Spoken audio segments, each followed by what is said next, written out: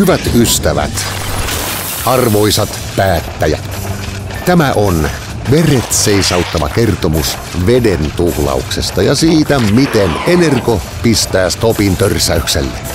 Säästät vettä ja rahaa fiksusti ja kestävän kehityksen periaatteella. Aloitetaan ongelmasta. Suomessa suihkut törsäävät maailman parasta vettä. Tuhlaus jatkuu vessoissa, jossa pikkuhädätkin huuhdotaan isojen hätien vesimäärin. Hanoista vesi tulee ylisuurilla virtauksilla. Näin ei voi jatkua. Kun perhe lotraa näin, se tuhlaa kymmeniä tuhansia litroja vuodessa. Kun 35 huoneiston taloyhtiö lotraa näin, se tuhlaa 2 miljoonaa litraa vuodessa. Kun 5000 asukkaan taajama lotraa näin, se tuhlaa vettä 300 miljoonaa litraa vuodessa ja maksaa maltaita tuhlatusta vedestä, vesien lämmityksestä ja jätevesimaksuina. Mutta ei hätää.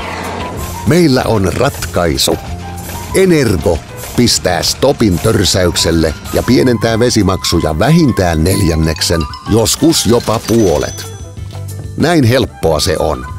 Suihkut muutetaan Energo-säästösuihkuiksi vain kahvaa vaihtamalla. Kalliita WC-istuimia ei tarvitse uusia. Vanhoihin asennetaan Energo-vetovahdit.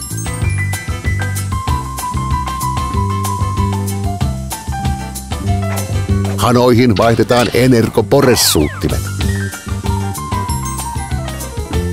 Kustannukset ovat vain noin 100 euroa per huoneisto. Mukavuus paranee. Suihkuista vesi virtaa pehmeästi.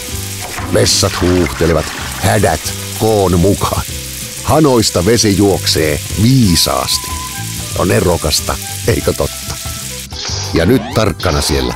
Nyt tulee tiukkaa numerotietoa. Eli kuinka isoja säästöjä tästä kaikesta syntyy vuositasolla. 5000 asukkaan taajama kuluttaa vuodessa vettä stadionillisen, mutta Energon systeemit pienentävät kulutusta lähes 100 miljoonaa litraa. Ja rahaa säästyy 500 000 euroa. Investointi maksaa itsensä takaisin muutamassa kuukaudessa ja säästöä alkaa tulla vuodessa 500 000 euroa, jotka voi sitten käyttää uusiin ympäristöhankkeisiin. Luonto kiittää ja kaikilla on hyvä mieli ekoteosta. Kiitos! Tak!